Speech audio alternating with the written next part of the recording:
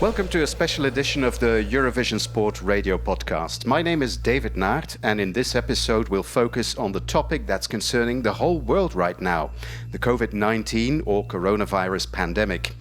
It's a worrying time for everyone, for me, my friends, my family, and no doubt for you too. As radio broadcasters, we're aware of the intimate support that our medium can bring. As public service broadcasters, we understand the value of truth. And as sports broadcasters, we have an opportunity to entertain as well as contribute through our expertise in live remote broadcasting. To discuss this topic, I'm joined by representatives from across the global radio sports landscape.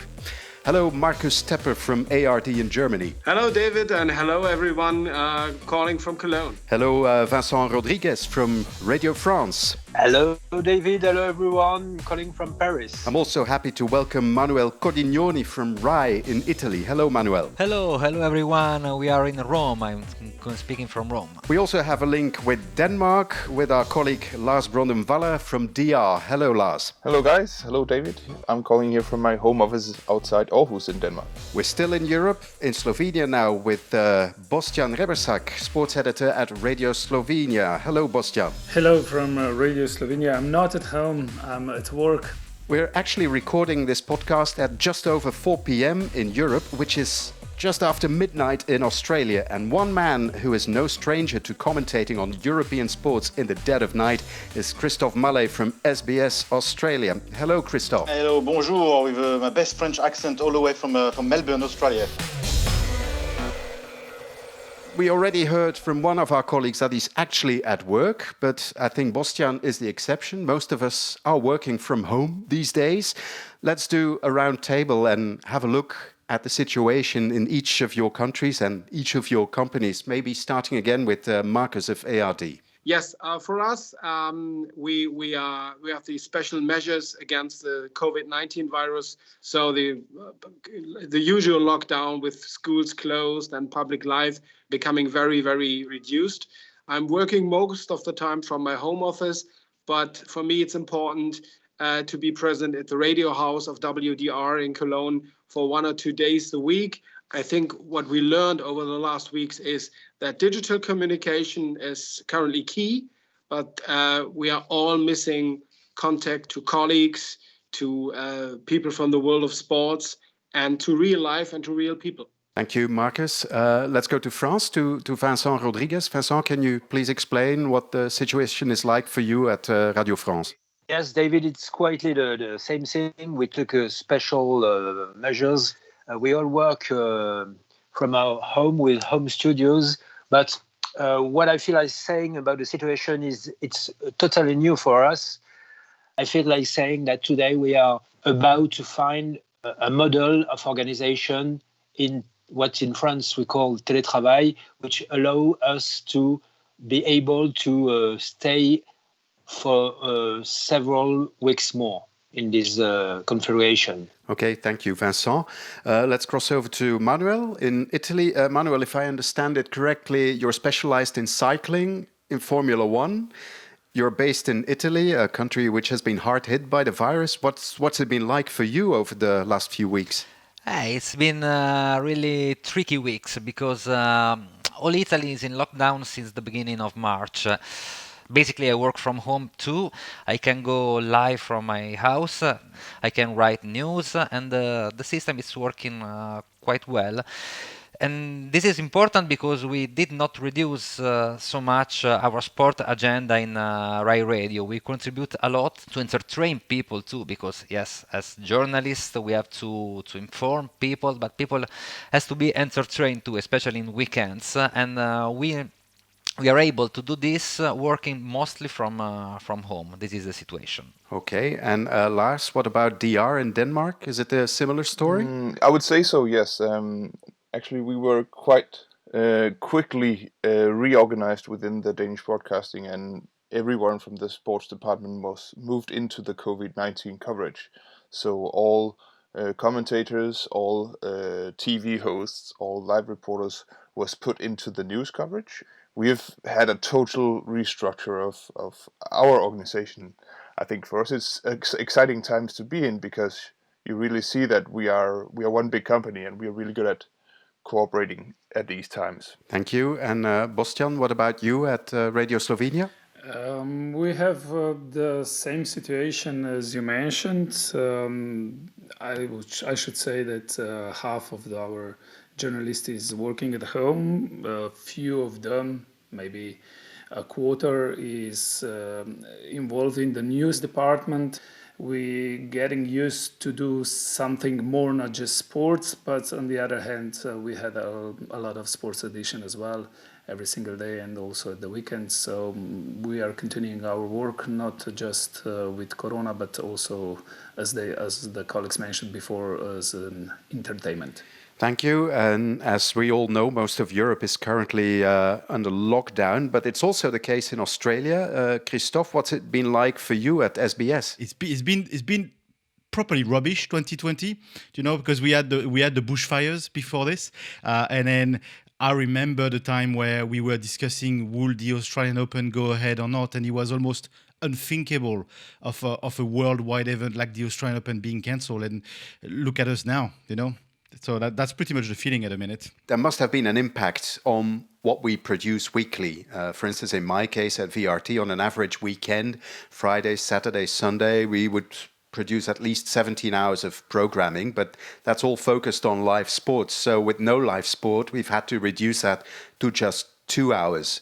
We had definitely reduced the number of hours, both on TV and radio, and also changed the topic. We're trying to also talk about COVID-19, but in a sporting sort of sense. But I'm always being also trying to give a bit of positives to make sure that we are in the shoes of the people that are listening, and just to be understanding that they also need entertainment. It's not all gloom and doom, and humanity is not going to stop on this.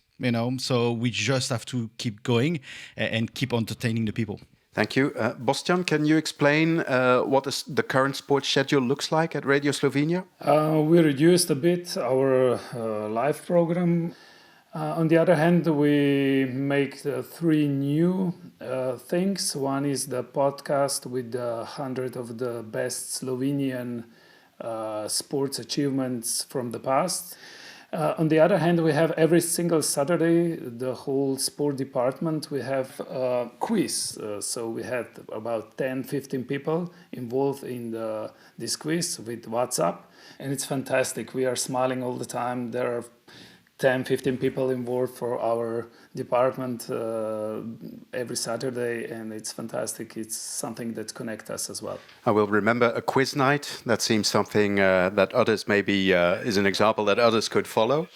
Lars, what about DR? What is left of your sports programs, and what does the content look like? I could say none, but that would be a mistake, because actually we have moved from 3 hours every evening onto 4 hours every evening, but now the content is about the coronavirus.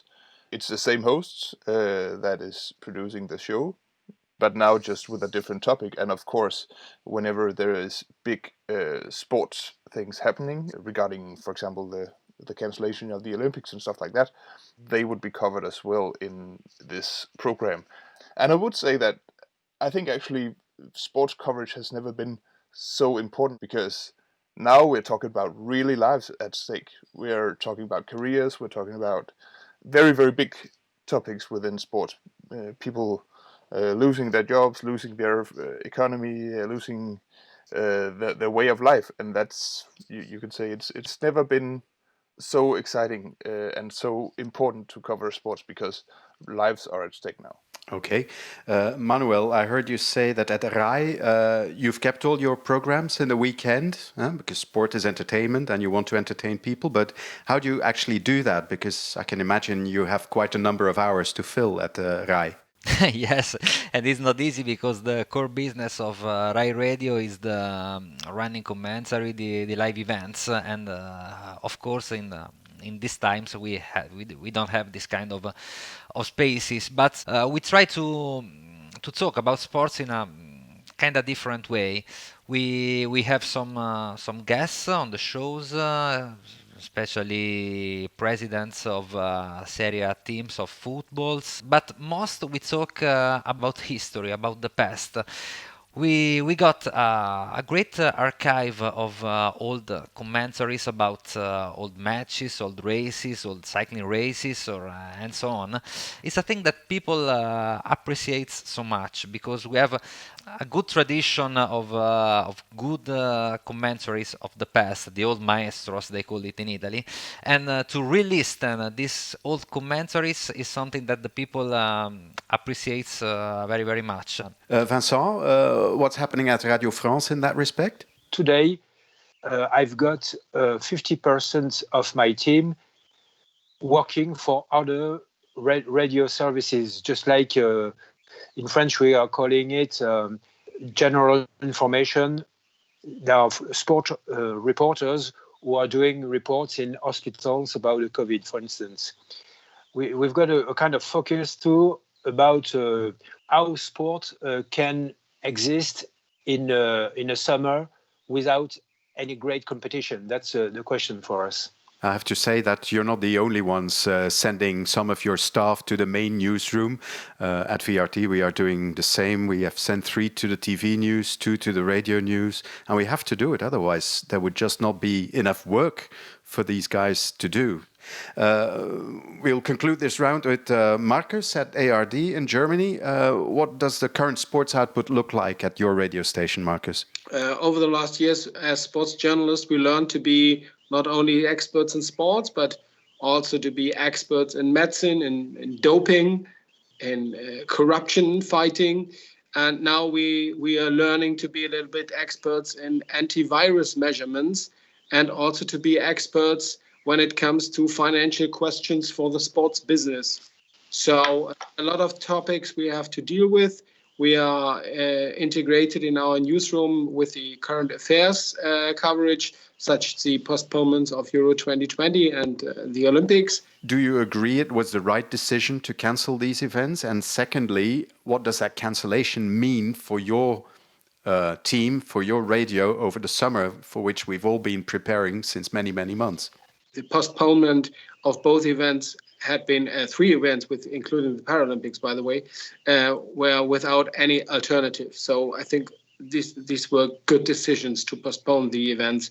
For us, it means that we have to rethink our concept, that we have to keep the money together and to count the money, how much will cost us this postponement. And what we are now do is, what do we have to cancel?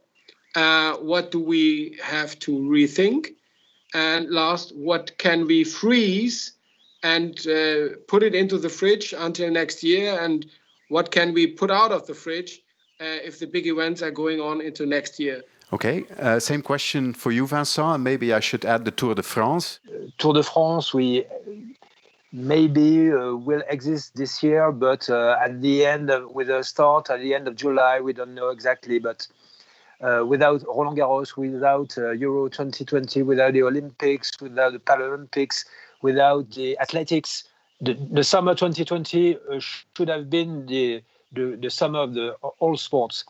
And finally, it's going to be the summer of the emptiness. So we are inviting our journalists to go on holidays in August instead of going to cover the Olympics. But we have to be focused on the fact, too, that French Ligue 1 of football maybe will continue this summer. So there are lots of questions, no answers to this topic. One other event that still hasn't started is the Formula One World Championship. And I will take this question to Manuel, because I think you're specialized in Formula One. What does that mean for you? And how do you feel about what's happening to that championship? When will it restart? Will it restart? That's $1 million question because nobody knows when Formula One will be able to start this difficult season. For me, it's strange because I usually cover Formula One, I usually cover cycling, and I usually cover football. And these 3 sports are freezed. The other question marks is about 2021, because the summer of 2021 with Euro, with Formula One, with Olympics and Olympics will be a very busy summer. It's everything. It's on the fog till now. These are very challenging times for each and every one of us. Do you think when the crisis is over, will our way of work continue to be changed permanently? I'll rephrase that. Are we now doing things that maybe we didn't think were possible, and we will continue to use these procedures even when they're no longer necessary? I'll pass on the question to Lars from DR in Denmark. Is there anything that we may just want to keep when all this is over? Well, I think one thing we learned is that live sports without audience is really a tame experience. Sports has to have a huge audience in order to be exhilarating. But I think one of the other things that we've learned is that our organization maybe has gotten a bit more respect, to say, about sports journalists, because I think maybe usually they're looked at as being the entertainers, but now you can see that they are contributing to the coverage and news coverage as well. So in this Corona times, we are all in the same boat, and I think that has strengthened our organization within. Same question for you, Bostian. I have a more philosophical answer, and also the question for you guys as well. I'm really asking if it's totally logical that next summer will be Olympics. What if something went wrong again in the winter? Not to call it again, but I'm just asking because all these precautions are quite logical when we are talking about the situation in the world right now. But I'm asking if it's totally logical that if you compare that every single day on the earth dies 150,000 people, and now from COVID died 8,000 people, if it's logical to stop every single situation like this. Okay, thank you. Christophe, far away in Melbourne, what are your feelings on this? For me, there's a couple of feelings into this. One, I hope the technology will remain, because I'm using now tools that I didn't use or didn't even think using before. Things like Zoom or the platform we're using now, Microsoft Teams. Also, the point I wanted to make as well, we all understood, I think, how important the public is to sport. We've seen the Paris-Nice with no crowds. Think what you want, but I think that was really sad to see a cycling race with no crowds. And quite often we sort of, in our commentary, in our coverage, we might overlook the crowd. That's one thing I hope I will be carrying across, is that we have to thank the public all the time for being there. The other point as well is also how on the edge some of the sports are. We've got here the Football Federation, which is almost broke.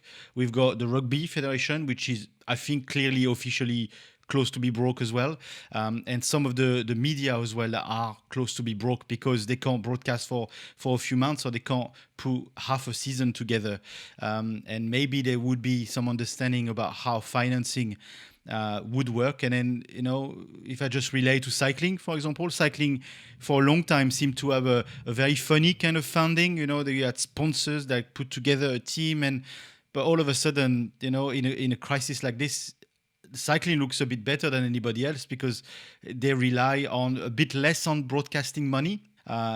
So there will be something rethought about the model at some point, I would say.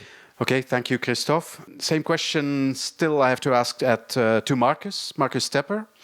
Is there anything from the new way of working that you think will stick around in future? I think the way we will talk about the relationship between sports and the public audience will totally change.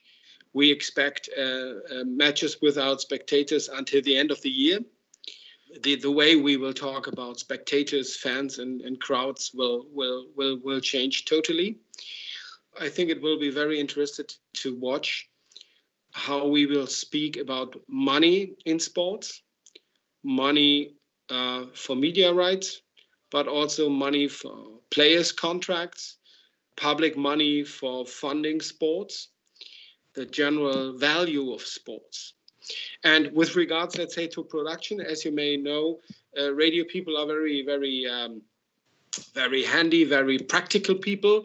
I think we will all learn how to optimize our work outside the radio house. If you are in a stadium or on a field of play, I think we will have there another jump with regards to productivity and to work with digital assets. Okay, thank you, Marcus. And finally, Vincent.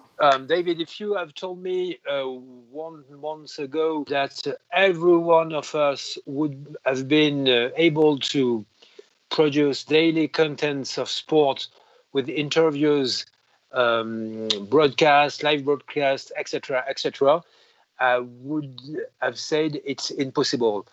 Today, it's possible because we don't have choice. The question for us, the question for me, the topic is what are we going to do of this after? It's very important as regards the work of journalists to be in direct contact with sources of information, with a person to interview.